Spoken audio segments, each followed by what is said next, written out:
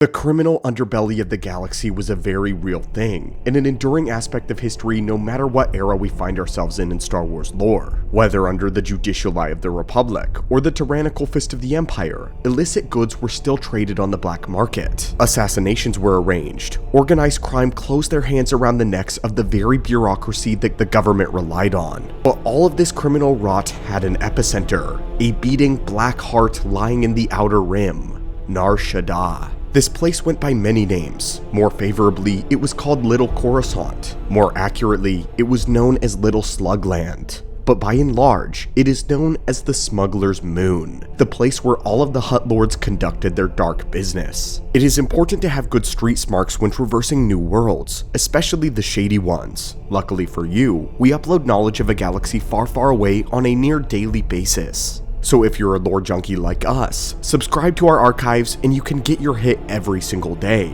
Now, make sure your blasters have fresh power packs and keep your wallets close, because in today's holocron, we are venturing into the stinking streets of Nar Shaddaa, the moon widely considered to be the most dangerous place in the entire Star Wars galaxy. Located within the YouTube system bordering the Mid and the Outer Rim, Nar Shaddaa was the largest moon of Nar Shaddaa. This world served as the main spaceport for Nar Shaddaa as well as access to the rest of Hutt space. Due to its proximity to its parent planet, Nar Shaddaa was protected by planetary shields, making it immensely defended against any military attack, even attacks from the Republic. It was the capital of the Hutt Empire, and the place where the Hutt Grand Council would convene. Much like Coruscant and Terrace, the entire moon was an ecumenopolis, that is, a world covered in a giant city. The state of this place is likely the worst out of all three of them. If you took the nastiest and the most degenerate of the Coruscant lower levels and made it into an entire world, this is exactly what Nar Shaddaa would be like. Sections of the ecumenopolis were divided up amongst the members of the Hutt Grand Council, with one Hutt Lord ruling over each sector.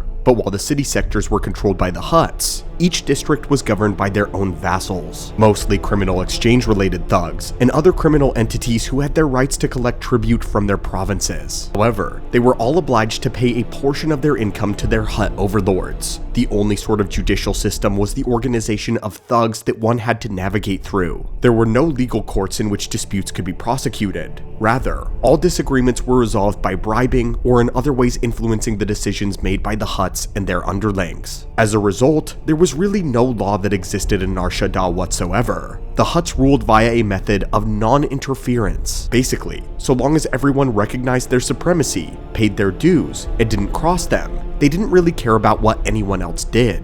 It is the Wild West of the stars in the worst conceivable way possible. Illegal substances like spice were easier to find here than clean water. It was more common to walk by a dead body on your way home than it was to see starlight. Every sort of wickedness and depravity was admitted, so long as you had a blaster quick enough to defend your actions. Gang violence was a constant. Nar Shaddaa lacked any sort of planetary security, or any sort of basic police system. If anyone desired to combat local crime and ensure the safety of residents, then private militias would be formed out of mercenaries. If someone had enough credits, these militias could be paid off to patrol the streets of his or her neighborhood. There was also an open market system, one that provided the ability to hire bounty hunters for capturing perpetrators and other lawbreakers. This was the only form of justice that existed on all of the Smugglers Moon. Nar Shaddaa was constructed the same as Coruscant or Terrace, new layers of buildings being built on older ones. The massive exhaust ports and power plants vented off the excessive heat. This made the levels nearer to the moon's surface much hotter. This encouraged the residents to build structures further up in order to stay cool.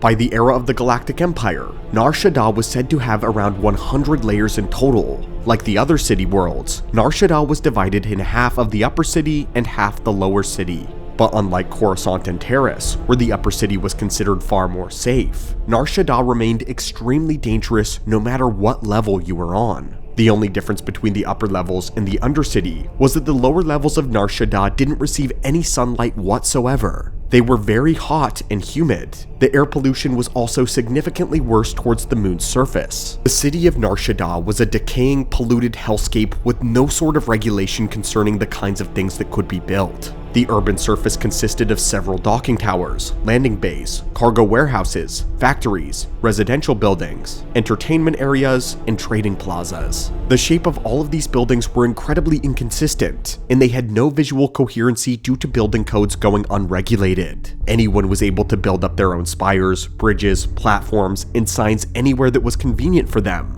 creating total navigational chaos. Some of the signs were deliberately deceptive, which would lead many into traps where they would be mugged or even murdered. But Nar Shaddaa was not always like this. Long ago, both Nar Shaddaa and Nar Shaddaa were inhabited by the native Evocii race. Both the planet and its moon were also lush environments. In the year 15,000 BBY, that is when the warlike Hutt species were forced to leave their home planet of Varl due to an event known as the Hutt Cataclysm, an event that left the original Hutt world uninhabitable. And when the Hutts arrived on Nar Shaddaa, they dazzled the native species with wonderful technologies. Soon, they began trading pieces of their homeworld in exchange for technology that the Hutts brought with them, until the group realized that the Hutts owned almost the entirety of the world. Hutt palaces and other constructions were built all over the world, and the native species became powerless to stop their further expansion. They appealed eventually to the Galactic Republic for help, and the Republic dispatched some of their finest attorneys as well as financiers to examine the contract, maybe allowing them to break it from the Hutt. But the Hutt species had brought their own warlike strategy to the world, as well as their finance and their business. And with their acumen, they were so adept that they had formed an airtight contract with no loopholes whatsoever. Ultimately, the Republic was forced to rule in favor of the Hutts by law. Unfortunately, the Evocii were evicted from their own homeworld and sent to the Fifth Moon. Their world was renamed Nar Shaddaa, and the Hutts destroyed the remaining architecture. The Hutts eventually decided to use the Fifth Moon for their own purposes, and so they named it Nar Shaddaa, once again claiming what little the native species had left. But rather than force them off-world again, this time they did something even worse. They enslaved them.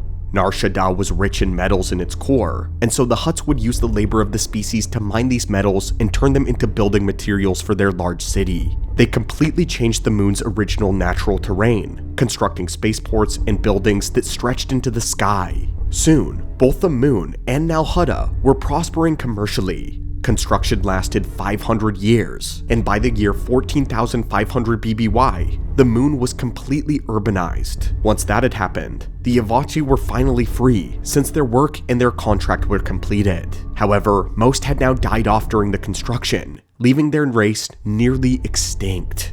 The few that remained took refuge in the Undercity. Unfortunately, due to various dangerous technologies, the species began to mutate into foul savages. After their entire civilization was stripped from them, their very humanity was snatched away by the Hutts as well. For nearly 11,000 years, Nar Shaddaa rivaled Coruscant as an important center of interstellar trade and continued growth in the Republic. Back then, it was mostly a civilized place, where normal businesses thrived and average people made lives for themselves. It wasn't until 4000 BBY that the moon would become associated with scum and depravity. In this year, the trade lanes shifted as new and faster hyperlanes were being discovered, thus causing Nar Shaddaa and its planet to become obsolete, and ultimately become abandoned by the Republic. The Hutts would take over, and Nar Shaddaa became a criminal haven and gained a reputation of the center of illegal operations in the entire galaxy. It soon even earned the moniker the Smugglers Moon, and was now allowed to run its own affairs with little outside interference from the Republic due to how distant it was from all other trade affairs. But after the Jedi Civil War, and its conclusion in 3951 BBY, Nar Shaddaa became swarmed by millions of refugees, as many fled there after their own worlds were destroyed. Ex-soldiers from both the Republic and Darth Malak's Sith Empire choked up on the moon, as they desperately looked for work and new homes. This is how Nar Shaddaa came to have as many citizens as it did. Many people came there as refugees, but were unable to leave. This was probably one of the most tragic elements of this stinking hellhole. There were people there with families who were unable to leave, but if they were not eventually killed or exploited, their innocence was disintegrated as they became a part of the scum of the Undercity just to survive. But things were about to get even worse. During the subsequent wars of the Jedi and Sith, Nar Shaddaa would become a focal point of several conflicts. During the Cold War of 3641 BBY, both the Republic and the reconstituted Sith Empire vied for alliance with the Hutt cartel. Eventually, even the Hutts would join the war for profit, using Nar Shaddaa as their headquarters. In the new Sith Wars of 1000 BBY, the Brotherhood of Darkness operated a Sith Academy in order to train assassins on Nar Shaddaa, but it was later destroyed once the war was concluded. During the Clone Wars, Jedi would continually have to make trips to the Smugglers Moon, usually to find fugitives that did not want to be discovered. However, administering Jedi justice was complicated here, since they had no real authority on the moon whatsoever. In a place like Nar Shaddaa, their status as a Jedi didn't exactly keep them safe either. They had to be good with their lightsaber, otherwise it and their lives would be taken from them and sold on the black market deep below. As a result, while most Jedi generally stayed away from Hutt space in general, almost all of them avoided going to Nar Shaddaa at all costs. It even scared Jedi. Even during the reign of the Empire, the new regime had little interest in tangling with the Hutts. So long as they bent the knee to the Empire, they were willing to overlook many crimes. The regional governors of the Empire turned a blind eye to anarchy of Nar Shaddaa and didn't want to bother with it. Think of that. This was a place so scummy that even Palpatine didn't want the smoke. But on the same token, neither did the Rebel Alliance. While it could have been a good place for them to hide, the rebels believed that even sending a covert team there would be suicide. Eventually, this galactic Sodom and Gomorrah would receive its final judgment in the year 26 ABY. An attack made by the Yuuzhan Vong invaders would see an orbital bombardment that reduced the entire surface of the moon to rubble. Almost all of the inhabitants were killed, and basically every single structure on the moon was obliterated. Among the only beings that survived were the mutated original Evocii species that crawled out from the Undercity and reclaimed the planet for themselves yet again. So, is this a happy ending? Not exactly. An outbreak of bacteria would kill off all survivors that remained, rendering even the original species totally extinct. And Nar Shaddaa finally was completely uninhabitable. And that, my friends, was the dark and the depressing exploration of the Smugglers Moon, Nar Shaddaa. A place cursed with the filthiest of corruption since the day it was settled to the moment it was decimated.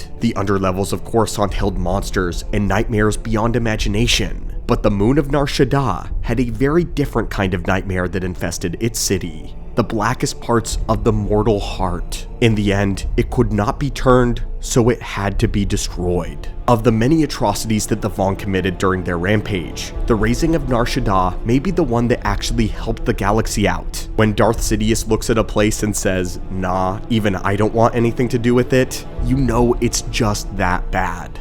But now, my friends, I have a really tough question for today's video. Is Nar Shaddaa actually worse than the lower levels of Coruscant? What are your thoughts? And where would you rather live if you had no choice? If you enjoyed this video and want to see more deep dives on dangerous planets, then be sure to let us know what you want to see explored in the comments down below. And if you have the time, like the video as well so that our signal will be boosted to new systems. There are always more places to explore and more dangers to capture and catalog.